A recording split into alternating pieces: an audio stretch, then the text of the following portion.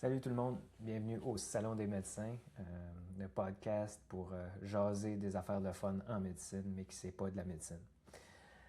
Aujourd'hui, on a Annick Lan. Annick est une amie à moi de jeunesse, en fait. Là. On habitait vraiment proche l'un de l'autre et elle est devenue interniste et aussi plus récemment coach.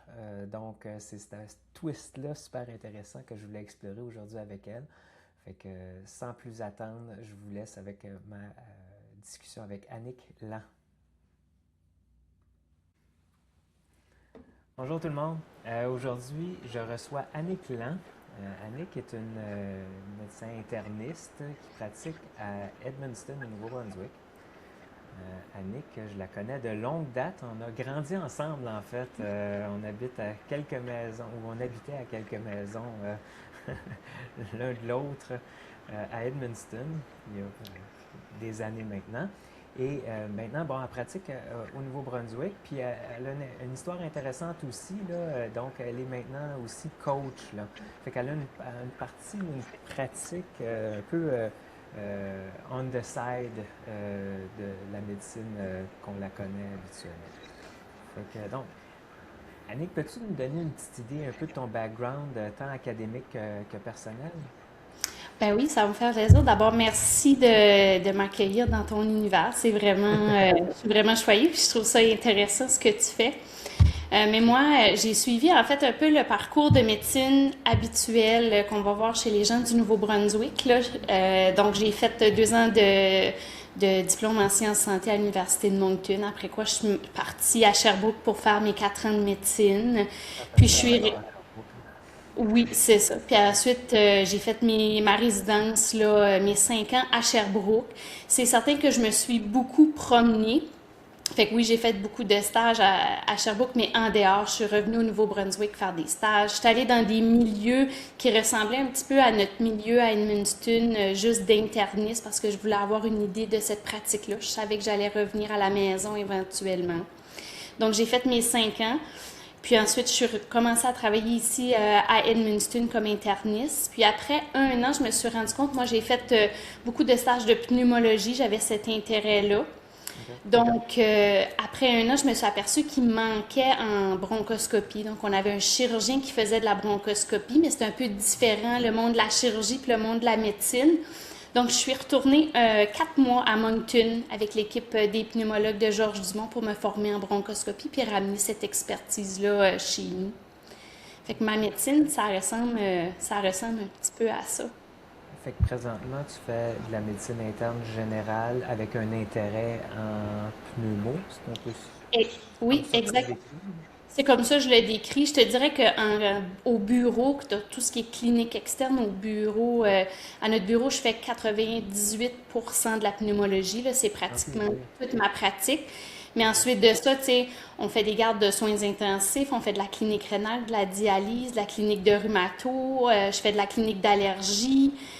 Donc, après ça, à l'hôpital, on fait absolument de tout parce qu'on n'a aucun surspécialiste, là, nous, ici. Fait que, on porte plusieurs chapeaux. OK. Fait que ouais, ça reste très large, Oui, puis en même temps sur spécialisé. Intéressant. exactement.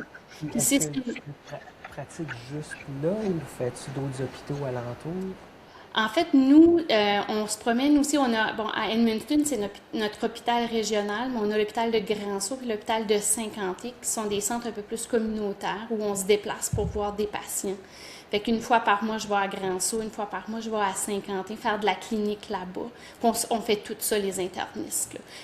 Puis surtout pour les patients qui, tu sais, surtout notre clientèle a vieilli, les gens ont plus de difficultés à se déplacer. Saint-Quentin, c'est à 1 heure. Fait que, tu sais, c'est pas banal là, pour les patients de venir ici voir le médecin. Fait qu'on se déplace, là, chacun de nous, à peu près une fois par mois.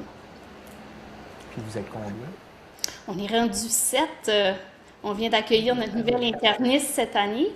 Fait qu'on est rendu 7 internistes, puis chacun de nous a comme un chapeau.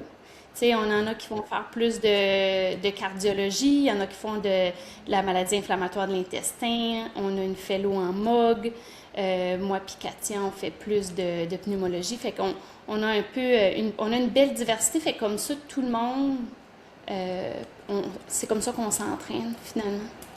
Ah, ok. Fait que ça se complète, une équipe qui se complète. Tout à fait.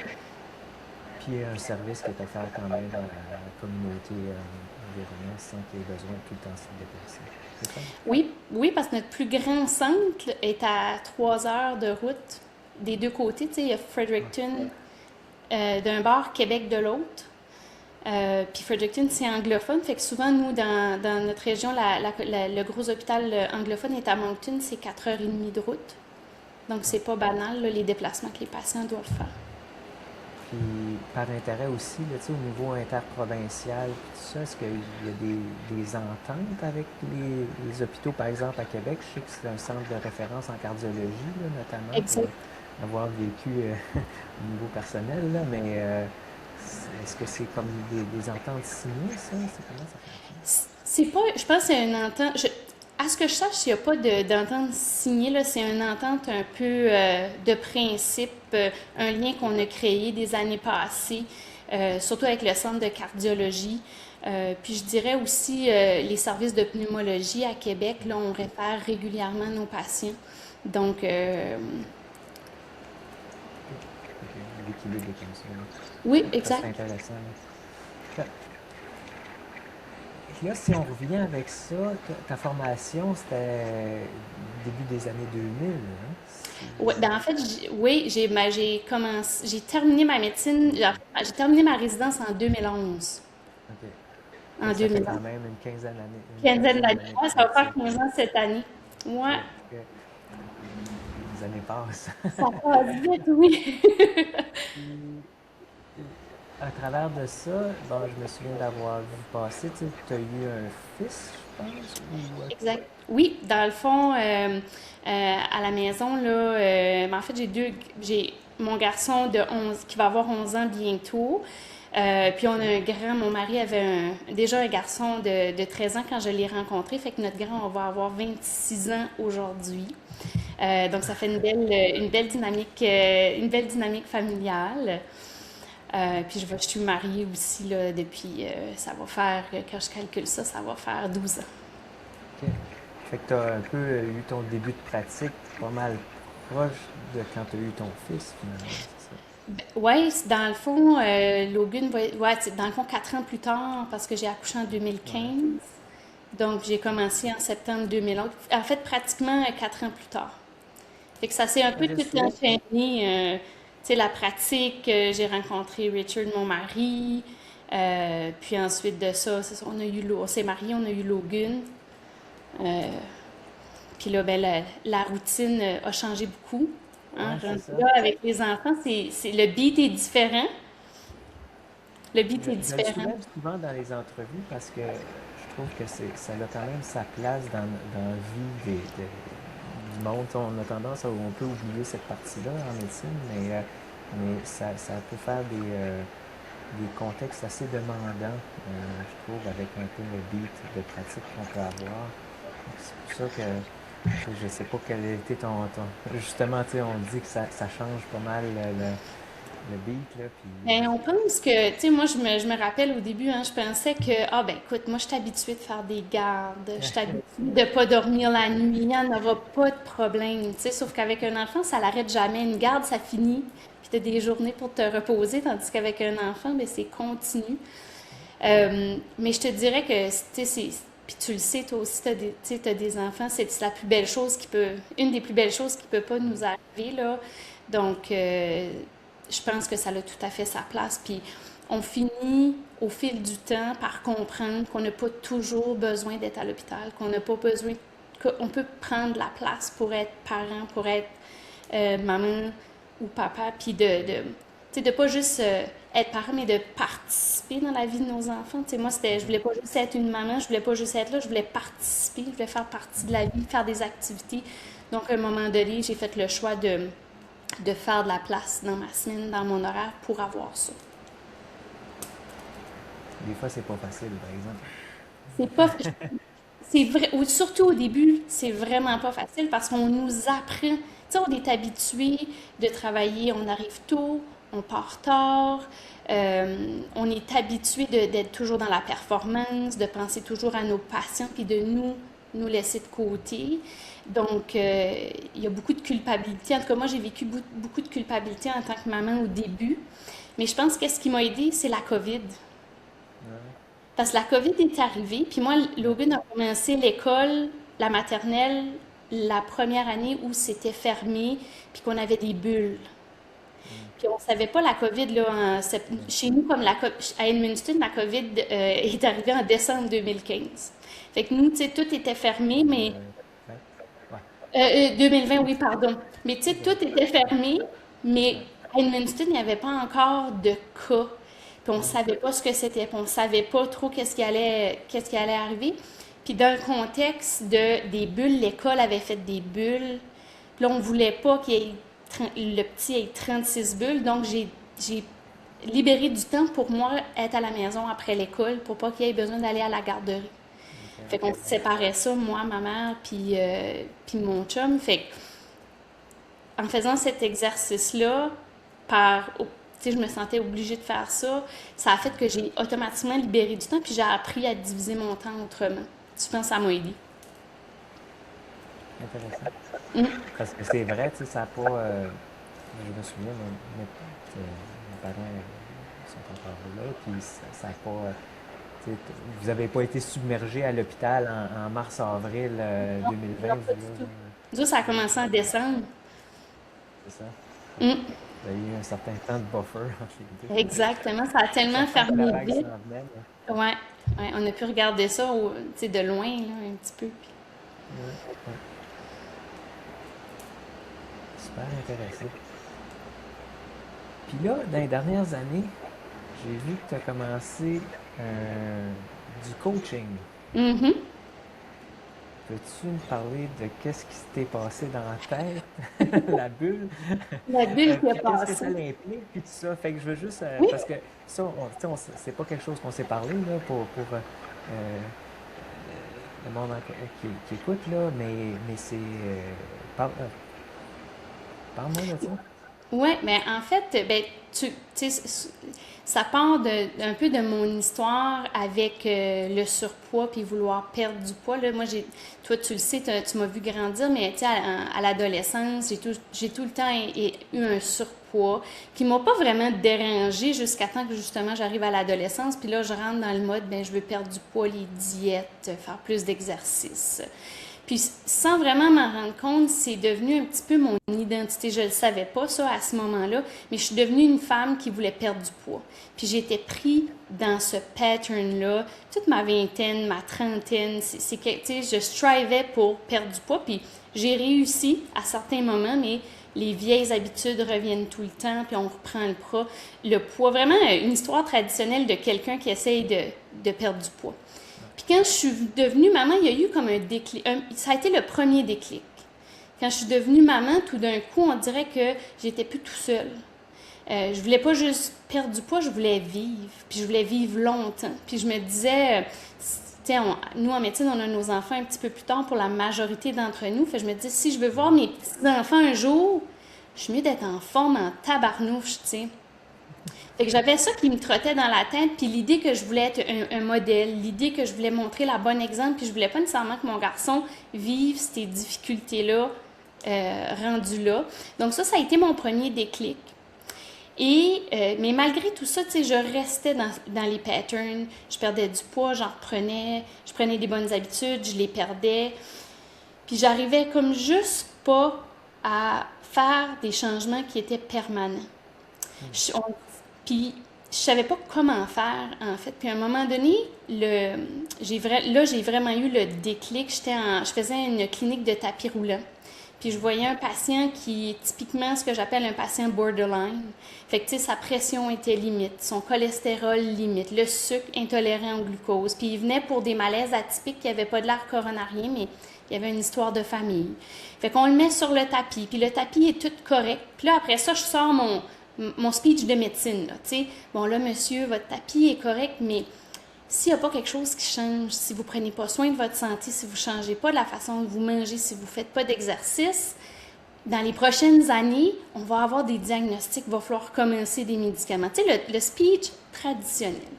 Puis pendant ce temps-là, dans ma tête, j'avais une petite voix qui me disait, Annie, ça donne absolument rien que tu racontes ça aux patients. Ça fait 10 ans que tu leur racontes la même affaire, puis ça marche pas, puis c'est vrai, là. Tu sais, comme les patients, ils revenaient année après année, je les voyais à la salle d'urgence en infarctus, ça fonctionnait pas.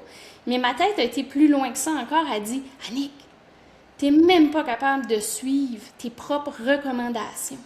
Comment tu penses que les patients vont faire ça? Puis c'est là que je me suis rendu compte qu'il me manquait quelque chose. J'arrivais pas à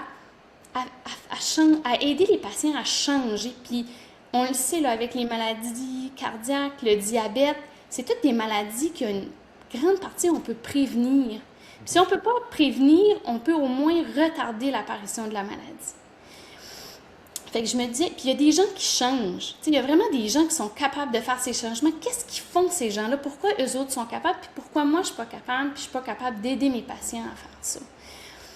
Donc, là, ça a été le gros déclic. J'ai dit, c'est clair qu'il y a quelque chose qui existe. Fait que j'ai fait une recherche, Google au début, vraiment juste comment changer l'habitude de vie de façon permanente. Puis là, plein de sites de coaching sont venus. Puis là, j'étais comme, ben voyons donc. Ça, là, non, c'est un arnaque. Puis effectivement, là, tu cliques, puis en 72 heures, ayez votre certificat de coaching. Je vois, tu sais, c'est pas ça que je cherchais. Je cherchais quelque chose d'evidence-based. Et j'ai finalement tombé sur un article de PubMed des années 2017-2018, puis qui montrait que il y a certains types de coaching. Le coaching, en anglais, c'est health coaching. C'était démontré comme étant efficace pour aider les gens à changer leurs habitudes de vie. Puis c'était clairement ce que moi et mes patients, on avait besoin. Donc, j'ai cherché un programme, puis j'ai décidé pour la première fois, là, en longtemps, je dis, je vais investir dans ma santé. Je vais le faire pour moi. Je vais l'essayer, qu'est-ce que j'ai à perdre, parce que je ne pouvais pas m'imaginer continuer à vivre ma vie comme ça. Ça paraît pas, mais d'être dans un mode toujours de perte de poids, ça devient épuisant. De toujours penser à ça, de toujours pas aimer ce qu'on voit dans le miroir. Puis j'étais comme tannée de ça. Fait que j'ai fait un programme de 6 mois, ça a changé ma vie. Ça a changé ma vie. J'ai compris, enfin, j'ai enfin compris qu'est-ce que ça prenait. J'ai réussi à faire les chiffres de mindset que ça prenait pour établir des habitudes de vie puis les garder longtemps. Ça va faire pratiquement 4 ans là, que j'ai perdu mon poids, mais surtout, j'ai amélioré, puis j'ai vraiment amélioré mes habitudes de vie. Puis là, c'est là que je me suis dit... Oui, vas-y.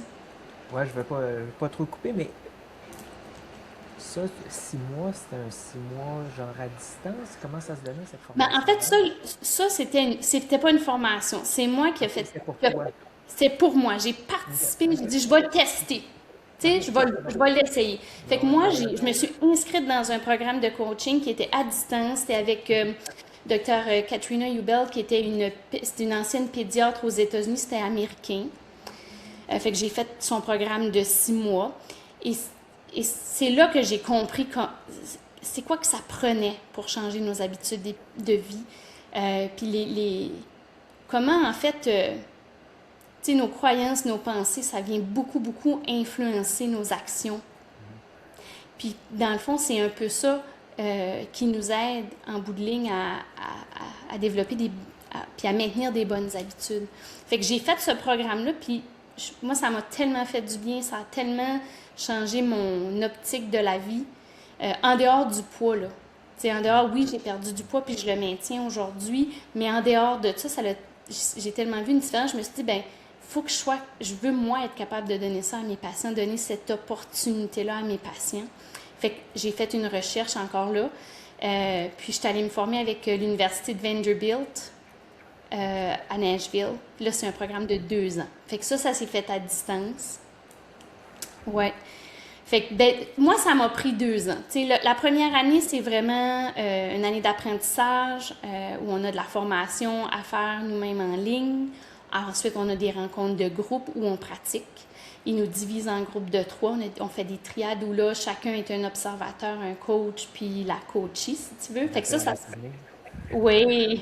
Fait que ça, c'est comme, tu sais, c'est 1 an. Puis ensuite de ça, on a le temps qu'on veut pour accumuler 50 heures de coaching. Fait que c'est sûr que moi, accumuler ces 50 heures-là, ça m'a pris un an là, parce que je travaillais aussi à temps plein. Là. Fait qu'on accumule ces 50 heures-là. Puis là, quand ça c'est fait, on peut aller passer notre board de health coach que j'ai fait à l'automne. Puis ça, c'est via Vanderbilt aussi? Le programme est via Vanderbilt, mais la certification, c'est vraiment un board, un peu comme notre collège royal, si tu veux, OK. de médecins, mais il y a un board national de health coach aux États-Unis. Fait que c'est cet organisme-là qui offre la certification. OK. Parce que justement, tu sais, un peu comme tu mentionnais, tu sais, on entend souvent parler, bon, peut-être un peu moins dans les derniers 2-3 ans, là, mais tu sais, durant la COVID, tout le monde était coach de vie, là, tu sais, Oui, exact. avec beaucoup, en fait, aucun, qui semble, en tout cas, aucun oversight de tout ça. Mais ça, c'est Effectivement. plus structuré avec Oui, quoi? Sous forme d'examen, en c'est plus? un examen. Oui, c'est dans le fond, la certificat, c'est un examen à choix multiple. Un peu comme notre examen du Collège royal écrit, si tu veux. Puis, c'est aux États, ben, ça, Ouais, c'est tu correct. sais, on n'embarquera pas dans le sujet, mais ça peut Ouais. ressembler un peu à ça. OK. Mais tu sais, aux États-Unis, c'est beaucoup plus le coaching santé OK. avec les coachs certifiés, c'est beaucoup plus établi qu'ici au Canada. Il y a beaucoup de cliniques multidisciplinaires où le patient bon, va voir son médecin de famille qui lui dit Monsieur, vous avez le diabète, il va falloir faire des changements, commencer de la médication.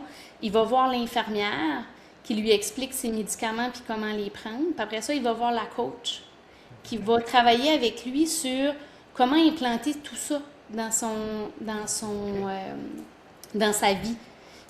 Puis ce qui est différent, c'est que le coaching, c'est vraiment centré sur le patient versus nous, comme experts, on diagnostique, on dit voici ce que vous avez, puis voici ce que vous devez faire. C'est là qui est la nuance puis la différence. OK. Fait que là, tu termines ta formation après en avoir bénéficié toi aussi un peu du même concept. Oui. Puis tu commences à l'offrir à la communauté. C'est comme ça Ben, que ça en, fonctionne? ben, en fait, moi, je le fais de deux façons. Euh, Coacher, ça demande du temps. OK. Ça demande du temps, ça se fait pas dans un rendez-vous médical. Du vrai coaching pour avoir un impact à long terme, ça prend du temps. Donc, ça se fait pas c'est difficile dans un bureau de médecin où on a 20 minutes, juste 20 minutes, une demi-heure avec notre patient, puis beaucoup de ce temps-là est de discuter puis de diagnostiquer des problèmes de santé. Donc, c'est sûr que ce que j'ai appris, je l'applique à tous les jours, pratiquement à chacun de mes rendez-vous. Souvent à la fin, je pose une question qui nous transitionne pour voir un peu qu'est-ce que le patient, lui, est prêt à faire, il est prêt à changer. Ou peut-être que lui, parce que, bon, à Edmundston, les gens se connaissent, fait que les gens, ils le savent, fait que là, ils vont m'en parler directement. Fait qu'on fait un petit coaching rapide pour les aider. Les autres, ils le savent pas, là, mais, tu sais, pour les aider à avancer puis à progresser. Puis j'offre aussi du coaching en one-on-one, puis un programme de coaching de groupe pour mettre en place toutes les habitudes de vie finalement. Mais ça, je fais ça plus du côté privé, si tu veux, ou à côté. C'est pas à travers mon travail de médecin. C'est ça. Fait que ça, c'est à côté. Fait que c'est pas, c'est quelque chose que tu factures, là. C'est pas rémunéré via Non, l'assurance maladie, là. exactement. Exact. C'est vraiment, je dirais, j'aime pas dire privé parce que c'est pas vraiment ça que c'est, là, mais tu sais, c'est ça. Ça n'a rien à voir avec le Medicare puis la facturation qu'on connaît, nous, là. Ça doit quand même être moins lucratif, mettons, que ta pratique médicale. Ben, Euh, oui, parce que j'y mets moins de temps. OK. Tu sais, c'est un autre univers Ouais, complètement. ben, c'est exact, là. C'est un autre univers complètement. Tu sais, nous, en tant que médecin, on n'est pas. Tu sais, moi, je n'étais pas une entrepreneur. avant tout ça. On n'est pas non plus habilité à faire du marketing, aller se chercher des clients. C'est des choses que j'apprends, puis au fur et à mesure que j'avance un peu dans ces projets-là. Puis comme que je travaille à temps plein aussi, ben je suis limitée. Fait que mes coachings one-on-one, tu sais, je peux vraiment pas avoir plus que 2 ou 3 personnes à la fois, juste par contexte de temps. Donc, c'est pour ça que j'ai construit ou bâti mon programme de groupe pour pouvoir aider plus de femmes, parce que c'est surtout des femmes, ma clientèle, donc d'essayer d'aider plus de femmes possible. C'est un peu comme ça que je suis structurée tout de suite là, pour essayer de toucher le plus de personnes possible. Là, tu parles de femmes, justement. Tantôt, on parlait en lien avec le poids. Est-ce que c'est surtout ça, le twist de cette pratique-là? Le programme de groupe, je te dirais, c'est beaucoup plus orienté vers la perte de poids, surtout au début. Mais dans le fond, tu sais, le programme s'appelle Ton meilleur poids, ta meilleure vie. Fait que oui, il y a une composante de perte de poids, parce que c'est ça que les femmes, tu sais, moi, c'est ça que je cherchais, puis c'est ça que mes clientes cherchent aussi. Mais au fil du temps, on touche toutes les sphères. Tu sais, l'alimentation, le sommeil, la gestion du stress, l'activité physique, les relations. On vient vraiment toucher à toutes les sphères de la vie puis toutes les habitudes à mettre en place dans ces différentes sphères-là. Ce qui fait que souvent, à la fin du programme, on parle pratiquement plus de perte de poids. Là. Tu sais, on a changé le discours. Dans le coaching privé, là, c'est sky is the limit. Ça dépend sur quoi la personne veut travailler. Tu sais, j'ai des personnes qui veulent travailler sur leur sommeil, la qualité, la quantité, fait qu'on focus vraiment beaucoup là-dessus. J'en ai d'autres que c'est sur l'alimentation, j'en ai d'autres que c'est leur beat de vie, leur rythme de vie qui fonctionne plus, qui est plus aligné. Donc, ça peut vraiment varier beaucoup, beaucoup. Là. OK. Fait que c'est pas vraiment juste une pratique de coaching axée sur le weight management. C'est vraiment. Exactement. Tu as des skills un peu pour aller chercher tous les éléments puis pour aider quelqu'un à cheminer à atteindre les objectifs. Exactement. Quand je rencontre une personne pour la première fois, on fait un exercice, le Vanderbilt appelle, en français, c'est le cercle de la santé, finalement, où la personne est au milieu, puis autour de cette personne-là, il y a différentes sphères, puis chacune des sphères va impacter la santé globale puis le bien-être de la personne. Fait comment on peut faire pour optimiser chacune de ces sphères-là, mais en priorisant sur quoi le patient veut travailler ou la personne veut travailler. C'est ce qui est différent de nous autres. T'sais, nous, comme médecins, on fait un diagnostic. Mettons, je fais un diagnostic de diabète, je veux commencer un traitement, mais peut-être que mon patient, il ne veut pas prendre de médicaments. Mais moi, en tant que médecin, j'ai appris à lui prescrire des médicaments.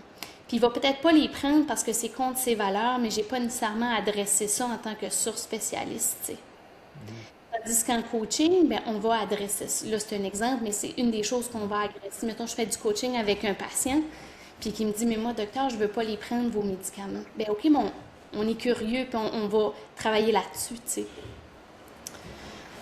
Fait que c'est un peu ça la différence. Fait que, puis j'aime ça parce que, puis j'aime les deux facettes, hein. J'adore ce que je fais comme médecin, puis je ne changerais pas ça pour tout l'art du monde. J'adore ma pratique médicale.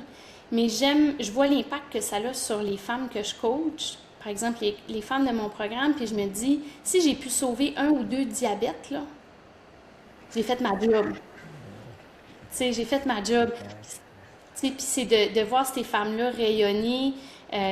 Puis encore là, il y a beaucoup de gens de la région. Fait que, on se croise, on se voit en dehors du programme, puis les femmes sont contentes, puis ils ont trouvé une énergie qui est nouvelle, puis ça, c'est le fun. C'est le fun à voir. C'est une gratification qu'on n'a pas toujours comme médecin, comme moi en tant qu'interniste, où je guéris pas beaucoup de monde, tu sais. Fait que c'est un univers qui est différent. Ça change l'air aussi, là, de la pratique. Puis peut quand même devenir assez lourd, là, fait que ça change un peu le mindset. C'est vraiment intéressant. juste pour me donner une idée aussi, tu parles beaucoup, tu sais, les femmes que tu coaches, tout ça. Y a-t-il un groupe d'âge qui ressort beaucoup? C'est-tu une affaire de... Ben, je te dirais que tout de suite, là, c'est un 40-60. 40 à 60 ans, tout de suite, ma clientèle. Puis ça fait du sens, hein. On dirait que, si je regarde moi mon vécu, même si, tu sais, je me dis souvent, j'aurais aimé savoir ça à 20 ans, mais est-ce que je l'aurais vraiment appliqué, tu sais? Peut-être pas. Peut-être pas, tu sais, même si je l'aurais su, parce que probablement que j'avais d'autres choses à vivre. Puis, tu sais, quand on est les plus jeunes mamans aussi, on n'a pas la tête nécessairement à changer nos habitudes, mais on arrive, quand on approche la quarantaine, il se passe un petit quelque chose. On dirait que là, on veut s'accrocher à notre santé. On voit nos parents aussi, tu sais, qui vieillissent, qui ont des diagnostics, des gens autour de nous. On voit nos patients, puis on commence à se reconnaître. Fait qu'on tu sais, on se dit, ben peut-être que c'est le temps que je prenne soin de moi aussi, tu sais. Super inspirant. Dans un ordre d'idées similaire, est-ce que tu aurais quelque chose, un conseil pour des plus jeunes médecins qui, tu sais, qui commencent à faire de la clinique, qui commencent leur pratique, C'est une une bonne couple d'années question. en arrière de toi? Oui. Mais en fait, tu sais, ce que je peux dire, c'est, un, ne pas lâcher, tu sais, puis surtout au début, de ne pas oublier que c'est pas facile le début de pratique, dépendamment du milieu où on travaille. Ça peut être exigeant, demandant, mais qu'on n'est jamais tout seul. La majorité d'entre nous, on a des belles équipes autour de nous, d'en profiter. De ce wisdom-là que nos collègues peuvent nous apporter. Puis aussi de rêver. Tu sais, si tu m'aurais dit il y a 20 ans, Annick, tu vas devenir une coach, je pense que j'aurais ri, tu sais, puis j'aurais dit, ben voyons donc. Fait que de garder notre esprit ouvert à d'autres choses. Puis que, en tout cas, pour moi, le fait de toujours être en apprentissage, de ne pas arrêter d'apprendre, je me suis rendu compte que c'était quelque chose qui est important pour moi, tu sais, d'apprendre des nouvelles choses régulièrement, puis de garder l'esprit ouvert. C'est correct si on sort du lot, tu sais. C'est super le fun. Donc, s'il y a quelqu'un qui est intéressé de poursuivre une carrière de coaching, est-ce qu'ils peuvent te contacter Tout à fait. pour des conseils? Ben, tout à fait, tout à fait. Je suis C'est sur bon. Facebook, Instagram. Sérieux, j'en ai eu quelques-uns des résidents qui m'ont écrit, Ah oui. ouais, qui voulaient savoir le cheminement puis tout ça. Fait que oui, tout à fait, les gens ils peuvent m'écrire. Ça va me faire plaisir de répondre aux questions. Ben, je te remercie beaucoup d'avoir passé un peu de temps avec nous autres. Puis à la Ça fait prochaine. plaisir. Merci. À la prochaine. Merci beaucoup pour l'invitation. Salut. Salut. Merci d'avoir écouté. Ça fait bien plaisir pour mes deux auditeurs qui restent jusqu'à la fin. Euh, N'hésitez pas, abonnez-vous, envoyez-moi un email, envoyez-moi un commentaire sur la plateforme sur laquelle vous l'avez écouté. Ça me fait bien plaisir d'entendre vos idées puis ce que vous en pensez. Merci.